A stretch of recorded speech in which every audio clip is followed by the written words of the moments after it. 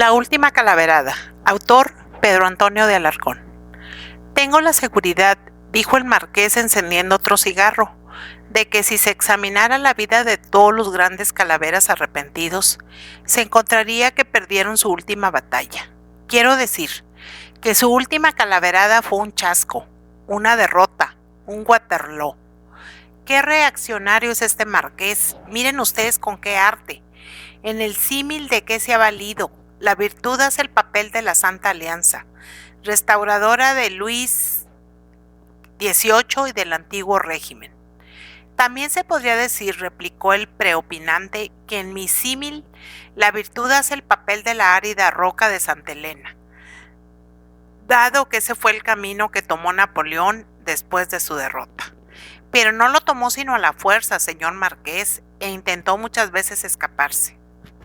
Pues entonces, duque, prescindamos del símil. En cambio, estoy más decidido que nunca a sostener mi tesis. Nadie ha dejado de ser calavera al día siguiente de un triunfo. Todos los lovelaces se han abrazado a la virtud al día siguiente de un descalabro.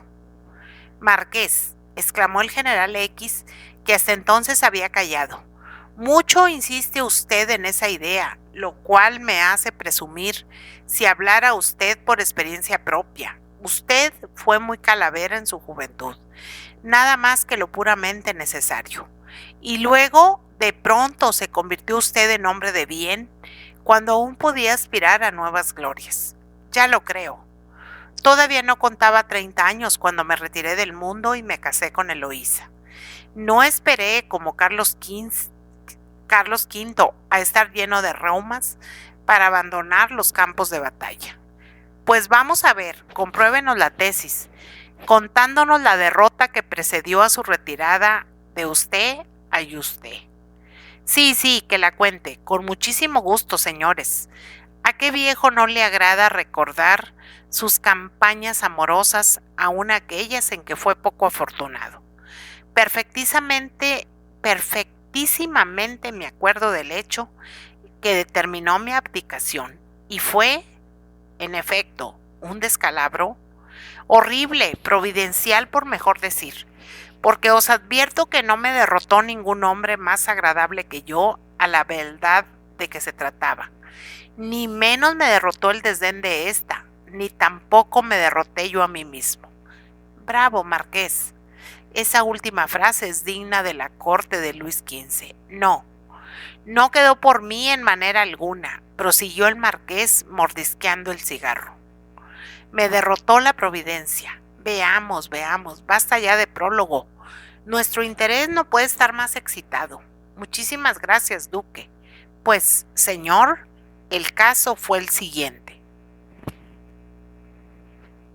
2. Empezaré por deciros que mi arrepentimiento, o sea, el descalabro que voy a contaros, no data, como suponéis, de la época de mi enlace con Eloísa. Ya comprendemos que sería anterior. Nada de eso, fue posterior. Yo me curé en falso al casarme, esto es, yo era todavía un calavera impenitente cuando conduje al altar a Eloísa, y si me casé con ella, fue por miedo de no encontrar más adelante otra mujer de sus virtudes, digna del depósito de mi honor y de ser madre de mis hijos. Pero aún podía decir, latet anguis in herba. Aún no estaba arrepentido, aún no había formado propósito de enmendarme, aún no había pasado por la susodicha derrota. El marqués chupeteó detenidamente el cigarro hasta reavivar su lumbre, dio un suspiro y continuó. Llevaba yo ya 3 años de casado con esa adorable marquesa que todos conocéis, y a cuyo talento y bondad hacéis cumplida justicia. La marquesa es un ángel. Pues añadid que entonces era también joven y hermosa. Hermosa lo será siempre, exclamó el duque. Eloísa es la mujer que más me gusta hoy en Madrid. ¿Y joven? Lo es todavía, agregó cierto pollo, muy elegante. Eso se figura a ella, replicó el marqués, muy orgulloso y contento. Pero aquí, entre nosotros, Debo deciros que tiene 45 años, a lo menos. Yo le llevaba 10 cuando la conocí y tengo 54 cumplidos. Si me oyera. En fin, vuelvo a mi historia. Estaba yo en aquel tiempo, como sigo estándolo hoy, verdaderamente prendado de mi mujer. Reconocía todas sus bellas cualidades, considerábame feliz en haber ligado mi vida a la suya. Proclamaba que el matrimonio tenía indudablemente muchas ventajas, pero, había usted sido Calavera, justamente. Había yo sido Calavera, lo había sido, y aún me quedaba en el corazón algo de aquella satánica codicia del bien ajeno, que constituye el carácter de todos los conquistadores de pueblos y de mujeres. Soberbio, edificante, está usted hablando como un libro, señor Marqués. Y prosiguió contemplando de un modo melancólico la ceniza de su cigarro. Era que yo no había entrado en la virtud por las puertas del desencanto, de la humildad y de la penitencia. Era que mi casamiento había sido un triunfo, una fortuna, una conquista más. Era que Dios no me había hecho caer del caballo como a San Pablo. Sublime, Marqués, sublime. Parece que me explico, exclamó el relatante riéndose y derribando con el meñique la mencionada ceniza. No me llamará usted hoy epicúreo, señor duque. No decimos nada, continúe usted. Pues, señor, a los 3 años de matrimonio, recuerdo que un día de canícula, principié a sentir que retoñaba en mi corazón el calaverismo, el fantasma de la otra, de la mujer ajena, de la mujer nueva, del fruto vedado. Comenzó a hacerme guiños en el sereno horizonte de mi paz doméstica. Yo quisiera desamortizarme, empecé a decir para mi capote. Yo quisiera reivindicarme, recuperarme, resucitar, probarme a mí mismo que soy todavía un hombre peligroso, capaz de inspirar una pasión en activo servicio y demostrar al diablo que, si hasta aquí he resultado un modelo de maridos fieles, ha sido por mi gusto, no por necesidad ni decadencia, que no me morí al casarme, que soy libre de hecho, que aún vive Pelayo, que puedo escalar las murallas de mi cárcel cuando me acomede, y que si habito en ella no es como forzado de la virtud, sino como voluntario de mi mujer. Al poco tiempo de ocurrírseme todas estas atrocidades, hijas de mi impunidad, parecióme que la suerte, que el destino, que el hado, que el numen en que creen los jugadores y cuantos no se atreven a hacer a Dios cómplices de sus proyectos, se habían puesto de mi parte. Y me proporcionaba la ocasión de realizar el acto de independencia porque suspiraba todo mi ser. Redoblar ahora vuestra atención que va a salir la heroína del drama. 3. Vivía yo con Eloísa en el campo, en las cercanías de Bayona, en uno de aquellos chalets que tanto abundan allí y que se alquilan por la temporada de verano. Hallábase situado el nuestro en la carretera que conduce a Pau. Todavía no había ferrocarriles en el mediodía de Francia. Precisamente había sido en aquella especie de quinta donde había yo concebido a priori y en abstracto la pícara idea de faltarle solemnemente a mi cara mitad, de tener una aventura en toda forma, previa a la correspondiente conquista, de aumentar un nuevo laurel a los de mi borrascosa juventud. La soledad, el espectáculo de la pagana naturaleza y la rápida visión de las hechiceras veraneadoras y bañistas que pasaban por delante de nuestra solitaria vivienda en soberbios carruajes, dirigiéndose a otros puntos del Pirineo, contribuyeron sin duda a sacarme de mis casillas. El campo, y sobre todo el campo de Francia, tan poblado de divinidades mitológicas con medias y corsé, es el más terrible enemigo del matrimonio. La seda, en el silencio de los bosques, cruje de un modo que causa vértigo. En tal situación, pues, supe que una antigua novia mía, gaditana, con quien estuve para casarme, y cuya mano no llegué al fin a pedir, solo porque me permitió besársela varias veces cuando la llevaba del brazo, escoltada por una tía suya, viuda, y por un antiguo amigo de esta, desde cierta tertulia inolvidable hasta la casa en que vivía, casa cuya pícara llave no pude adquirir nunca, no por falta de voluntad de la niña, me parece a mí, sino por sobra de vigilancia de la vieja. Escupa usted, marqués, que se ahoga. Descuidad, que no os diré el verdadero nombre de la interesada, pero para entendernos, bueno ser a que la llamemos Antonia, Josefa, Dolores, en fin, como queráis. Preferimos Antonia, es muy bonito nombre, y nombre romano, clásico, propio de estatuas semidesnudas. Pues bien, repito que Antonia habría llegado tal vez a convertirse de mi futura en mi pretérita, si yo le hubiese dedicado más tiempo, o si la tía nos hubiera dejado más espacio, y que un hombre de mis circunstancias no debía, ni pudo, o por mejor decir, no quiso llamar esposa suya a mujer que le merecía tal concepto. Porque habéis de saber que el verdadero calavera no se casa nunca con sus víctimas, ni con las que han estado abocadas a merecer semejante dictado. El calavera se casa con una santa como mi marquesa, o baja solterón a los profundos infiernos.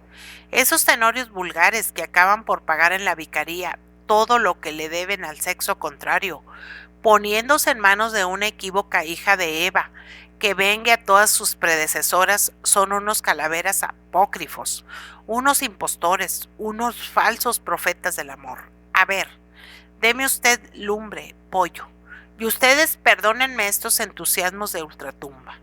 El hombre bien nacido no pierde nunca su amor platónico al arte, a más que la teoría que mantengo puede servir de advertencia a las incautas. Iba diciendo que por entonces supe que aquella mi antigua novia, casada ya a la sazón con un pobre amigo mío, de la especie predestinada, que o no probó a besarle la mano a Antonia antes de pedírsela, o era menos receloso y precavido que yo, habitaba en otro chalet solitario, situado en aquella misma carretera y a una legua corta del nuestro. No bien me enteré del caso, procuré hacerme el encontradizo con su marido y con ella. Alegráronse ambos mucho de aquel encuentro y de aquella vecindad. Llevé a mi mujer a misa a la misma aldea en que solían oírla a ellos. Hubo las presentaciones consiguientes. Mediaron 2 largas visitas, es decir, nosotros almorzamos un día en casa de Antonia y Antonia y su marido almorzaron otro día en la nuestra. Y con esto fuimos ya los 4 mejores amigos del mundo. Mi pobre marquesa no sospechaba nada, y sin embargo, la cosa no podía marchar más deprisa. La legüecilla que separaba los chalets andábase en menos de media hora, bien en el tilbury que tenían nuestros vecinos, bien en los caballos de silla que teníamos mi mujer y yo. Y en cuanto al camino del adulterio, puede decirse que Antonia y yo lo andábamos a paso doble, de tal manera que ya estábamos tocando al término de tan criminoso viaje. Desde mi primer encuentro con ella conocí que recordaba aquellos besillos que en otro tiempo deposité yo en sus manos, y, a mayor abundamiento, aproveché todos los descuidos de su esposo y de mi mujer para aumentar el catálogo de los antiguos y reverentes ósculos con media docena que pude plantarle en el carrillo izquierdo, otra media docena en el derecho y uno de padre y muy señor mío en mitad de su perjura boca. Todo esto dando vueltas por nuestro jardín o por el suyo, mientras que su marido y mi mujer, con remordimiento lo digo, hablaban de floricultura o se contaban lo muy felices que respectivamente los hacíamos Antonia y yo. Lo que no podían conseguir nunca los infelices era pasearse por las mismas calles de árboles que nosotros.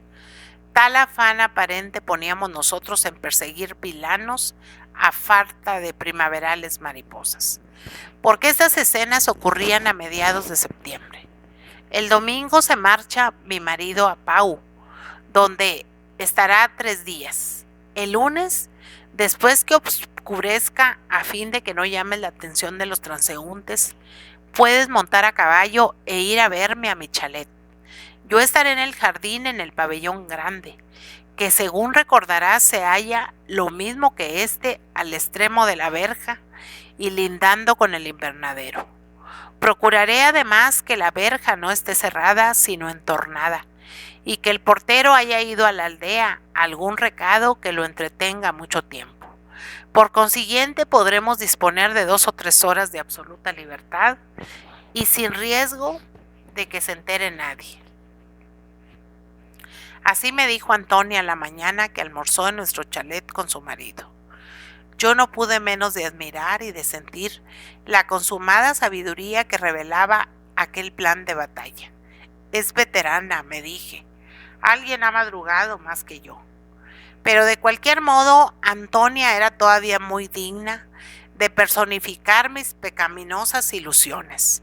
24 años, blanca y pelinegra, estéril aún, rica de formas y gallarda de movimientos, risueña, impávida, terrible, con boca de niño y ojos de mujer muy mujer. ¿Qué ha dicho Perico Alarcón? Tales eran las señas particulares de aquella beldad a los 20 meses de matrimonio.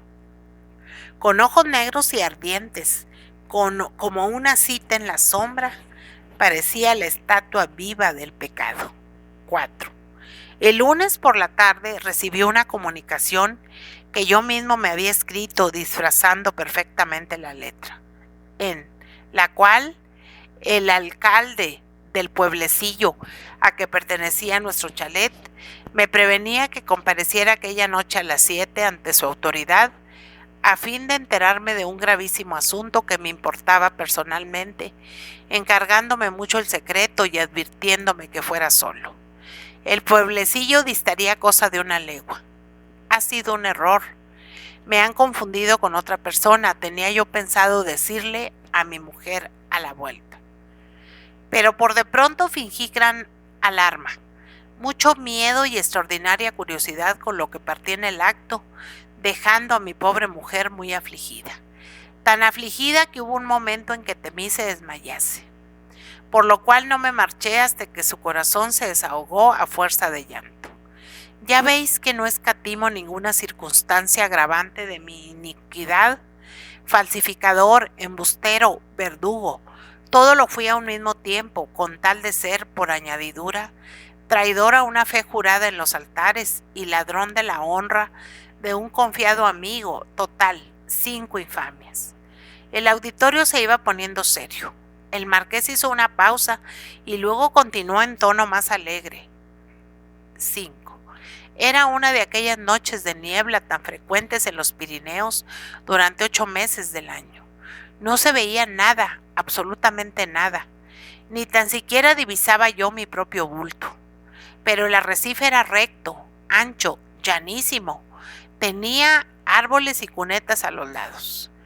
Y mi caballo, inteligente por todo extremo, y que ya había ido varias veces de nuestro chalet al de Antonia, no podía extraviarse. Consideré, pues, más ventajosa que inconveniente aquella espesísima niebla, impenetrable de todo punto a causa de la oscuridad de la noche. Ni nadie me vería en el camino, ni nadie podría conocerme en el momento de entrar en la casa ajena. Hay un Dios que protege a los enamorados, me dije alborozadamente, y cómo me latía el corazón. Mis antiguos amores con Antonia, aquellas tímidas, embosadas y simbólicas conversaciones propias del noviazgo con una señorita. Aquellos rápidos e insuficientes besos que estampé en sus manos de soltera. Aquellos otros más audaces, pero no menos ligeros, que había estampado ya en sus mejillas de casada y en su aleccionada y agradecida boca. Sus lánguidas miradas en nuestras recientes entrevistas, sobre todo en la última. Todo esto constituía para mi amorosa esperanza un mundo de ilusiones, de promesas, de indefectibles venturas. Qué larga deuda iba a cobrar, una deuda de 5 años. Ya qué poca costa. Cómo me alegraba de no haberme casado con Antoñita, sino con mi santa mujer. Qué suerte tan grande la mía. Tener un ángel por mujer propia y no ser un ángel la mujer ajena. Qué distinta habría sido mi situación si me hubiera casado con la ingrata que iba a escarnecer en mis brazos la fe conyugal y me hubiese enamorado luego de la dulce prenda, incapaz de pecado que tenía por esposa. Oh, doble desventura. Ni la una ni la otra me hubieran amado entonces, la una por mala y la otra por buena. Me habrían maltratado igualmente, y de aquel otro modo era mío el corazón de las dos. Las dos se esmeraban en hacerme feliz, encontrábase a un mismo tiempo venturoso marido y venturoso amante. Seguía siendo el hijo mimado del amor y el nieto favorito de su madre Venus. Por aquí iban mis erróneas y detestables reflexiones cuando tropezó el caballo y caí. La caída de Saulo de que hablaba usted antes, justamente, la caída de San Pablo, replicó el antiguo Calavera, lanzando una gran bocanada de humo y siguiendo con la vista sus azuladas espirales, que fueron a ennegrecer el techo del gran salón del casino del príncipe de esta villa, entonces corte, donde pasaba la presente conversación en tiempos del último ministerio Istúriz. Según eso, observó uno, se rompió usted. No me rompí nada, mi general, pues entonces. Déjeme usted concluir. Me levanté ileso, milagrosamente ileso si se considera que la caída fue por las orejas del caballo.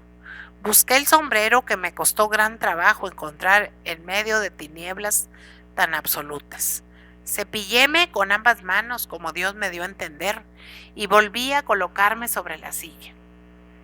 No arrepentido todavía, pues yo era más contumaz que el apóstol de los gentiles, sino, antes bien, lleno de mayor impaciencia que nunca por estrechar entre mis brazos a aquella pecadora, cuyas viles promesas me habían hecho dejar a mi bendita mujer, llena de tribulación y angustia, en la soledad de una casa de campo, en una noche tan triste, en tierra extranjera, contando los segundos y temiendo a cada instante por mi libertad y por mi vida. Pero esto lo pienso ahora, pues lo que es entonces, solo pensaba en los aguerridos ojos de Antoñita, en su incitante boca, en su sedoso pelo, en sus brazos, que habían engordado desde que yo le daba el mío al salir de las tertulias de Marras, en su talle no menos redondo que cuando yo bailaba con ella, diciéndole al oído cosas equívocas, cuyo sentido parafraseaban sus ojos y su aliento.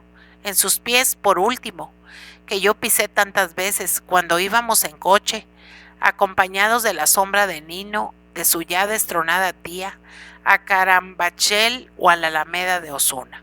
Metí, pues de nuevo, espuelas al caballo y al cabo de un cuarto de hora sus desperezos y relinchos me denotaron que estaba cerca del paraíso de mis sueños. En cuanto al noble animal, regocijábase sin duda de aquel modo porque habría olfateado la vecindad del hospitalario paraje en que ya había sido muy bien tratado 2 o 3 veces. Gracias, buen servidor, le dije acariciándolo. Tú también amas esta mansión de venturas. El caballo me contestó con una parada en firme, como diciendo, hemos llegado. Y en efecto, a través de la niebla percibí dudosamente un punto de claridad que comprendí era la iluminada ventana del pabellón en que me aguardaba Antoñita.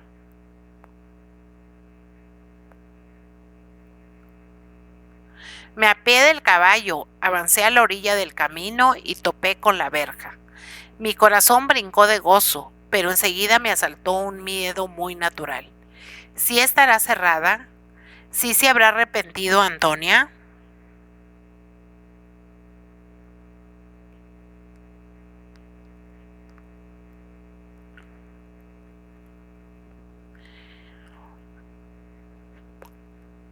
Me pregunté con el recelo propio del que acude a la primera cita de tal clase.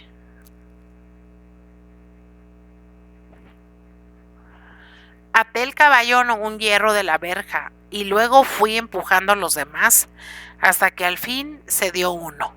Era la puerta que se abría. Bendita sea, pensé lleno de agradecimiento ante aquella formalidad de mi adorada y ante aquella facilidad de la cancela que me anunciaba tantas otras facilidades. Al mismo tiempo, un fantasma blanco se delineó entre la bruma y una voz baja, trémula, ronca de emoción y sobresalto, pero llena también de infinita dulzura, murmuró en medio de las tinieblas: Juan, ¿eres tú? Yo soy, mi vida, le contesté alargando los brazos, y palpé unos suaves y tibios hombros.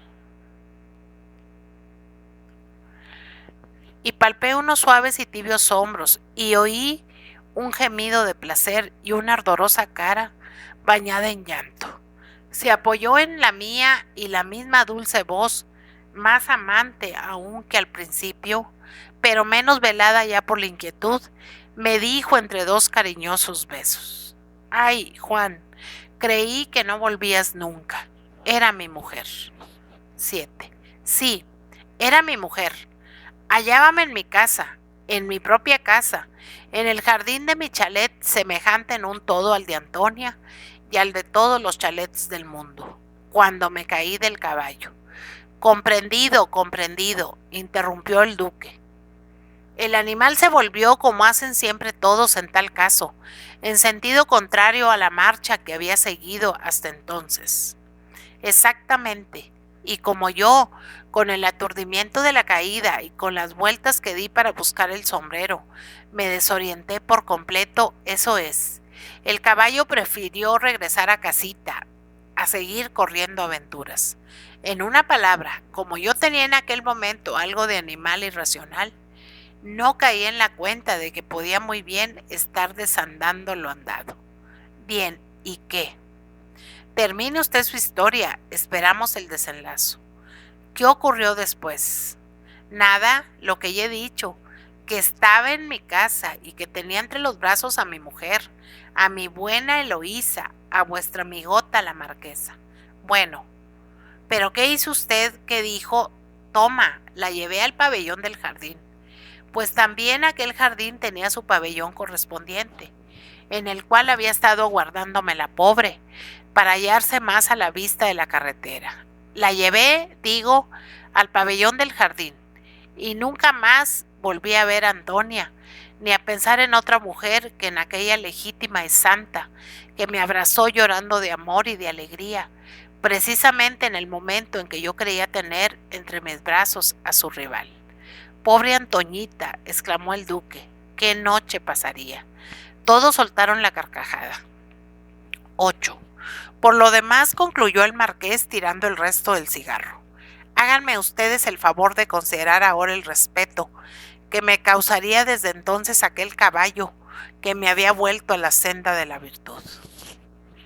Si yo hubiera sido emperador como Calígula, lo habría hecho no digo cónsul, sino catedrático de ética, pero no era más que marqués, y lo vendí casi de balde, avergonzado de que un animal irracional fuese, dentro de mi misma casa, más digno que yo de las bendiciones de mi confiada esposa. Madrid, 1874.